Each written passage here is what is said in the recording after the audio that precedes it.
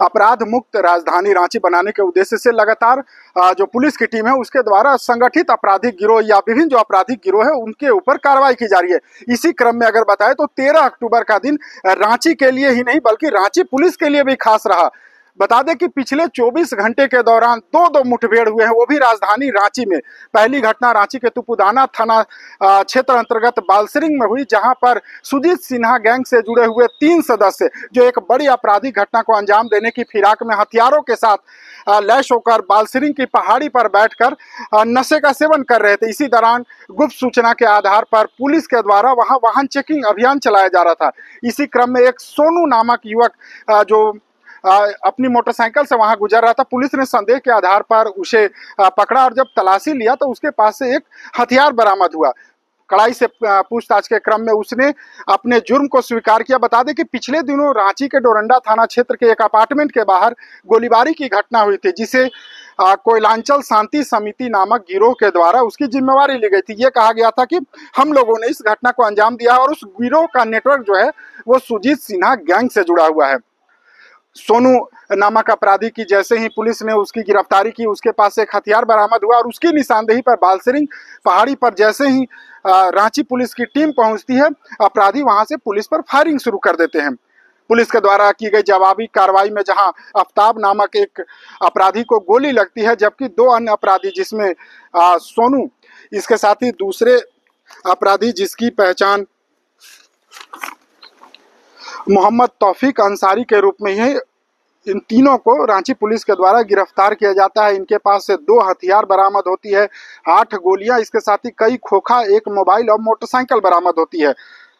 इसके साथ ही बता दें कि दूसरी घटना जो हुई है वो रांची के ही मैक्लुस्कीगंज थाना क्षेत्र में हुई है, जहां पर कोयला कारोबारियों के बीच दहशत फैलाने के उद्देश्य से जो टीपीसी संगठन से जुड़े हुए आलोक गिरोह के जो अपराधी थे वो लगातार रंगदारी की वसूली की जा रही थी। उनके द्वारा लेवी मांगा जा रहा था और एक तरह से दहशत फैलाया जा रहा था। रांची के एसएसपी को मिली गुप्त सूचना के आधार पर पुलिस के द्वारा टीम बनाई गई थी, जिसमें मैक्लुस्कीगंज थाना की पुलिस थी, बुढ़मू थाना की पुलिस थी, इसके साथ ही खलारी थाना की पुलिस शामिल थी। इन लोगों के द्वारा घेराबंदी कर मैक्लुस्कीगंज थाना क्षेत्र में जब कार्रवाई की जा रही थी, इसी क्रम में प्रभात कुमार राम नामक अपराधी जो पुलिस के द्वारा उसे हिरासत में लिया गया था, वो एकाएक पुलिस के जो जवान थे उनसे हथियार छीनकर फायरिंग करने लगता है। इसी क्रम में पुलिस के द्वारा कार्रवाई की जाती है और प्रकाश कुमार राम नामक जो उग्रवादी है, जो आलोक गिरोह से जुड़ा हुआ सदस्य है, उसे गोलीबारी में वो घायल होता है। इसके साथ ही दूसरा अपराधी संजय कुमार दास, यानी 2 अपराधियों की गिरफ्तारी होती है मैक्लुस्कीगंज थाना क्षेत्र से और इनके पास से जो बरामद होता है उसमें एक देसी कार्बाइन शामिल है। इसके साथ ही कई गोली बरामद होती है, मैगजीन बरामद होती है, इसके साथ ही कई आपत्तिजनक सामग्री बरामद होती है। यानी राजधानी रांची में कहें तो 13 अक्टूबर को 2 मुठभेड़ हुए और ऐसा पहली बार हुआ था जब राजधानी रांची को अपराध मुक्त बनाने के लिए पुलिस के द्वारा जो कार्रवाई की गई उसमें 2 अपराधी संगठनों के साथ मुठभेड़ हुआ। सुनिए क्या कुछ कर रहे हैं राजधानी रांची में हुई 2 मुठभेड़ को लेकर रांची के एसएसपी राकेश रंजन।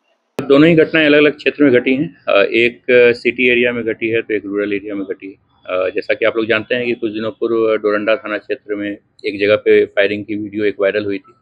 हम लोग उस मैटर में कांड दर्ज करके अनुसंधान कर रहे थे। अनुसंधान के दौरान कुछ हमें लीड्स मिले थे। उस लीड पर हमारी एक टीम गई थी। टीम ने एक व्यक्ति को पकड़ा।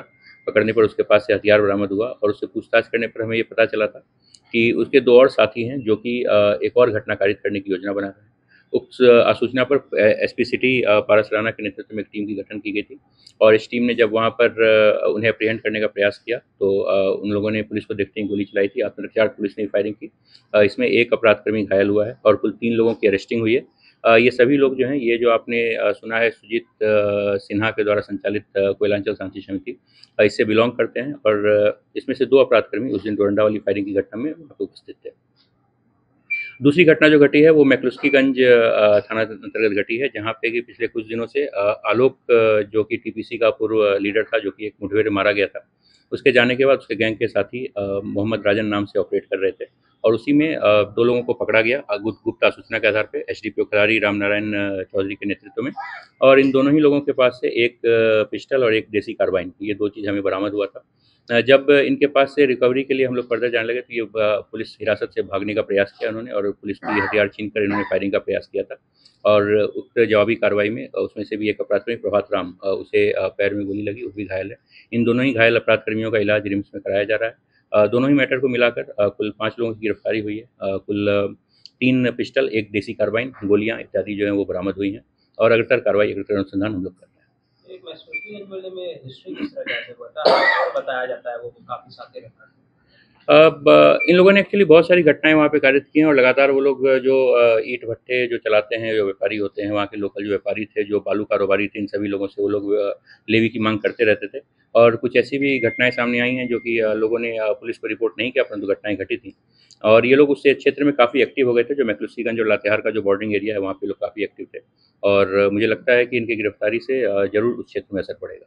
व्यवसायियों को दहशत फैलाने की कोशिश में जुटे थे ये, क्योंकि अब बरसात का सीजन खत्म हो गया, कामकाज इलाके में शुरू होना। जी हाँ, जी हाँ। सर, डोरंडा में जो गोली चली थी उसका इंटेंशन क्या था गोली चलाने का?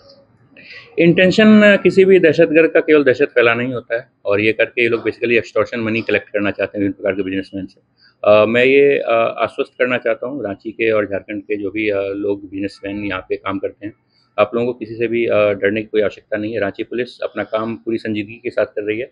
एसपी रूरल प्रवीण और एसपी सिटी पारस और इनके अंदर की पूरी टीम, ये लोग लगातार लगे हुए हैं ताकि रांची में किसी प्रकार के इस प्रकार के अपराधकर्मी को या किसी क्रिमिनल गैंग को न तो पनपने दिया जाएगा और नहीं उन्हें इस प्रकार की किसी एक्टिविटी को करने दिया जाएगा।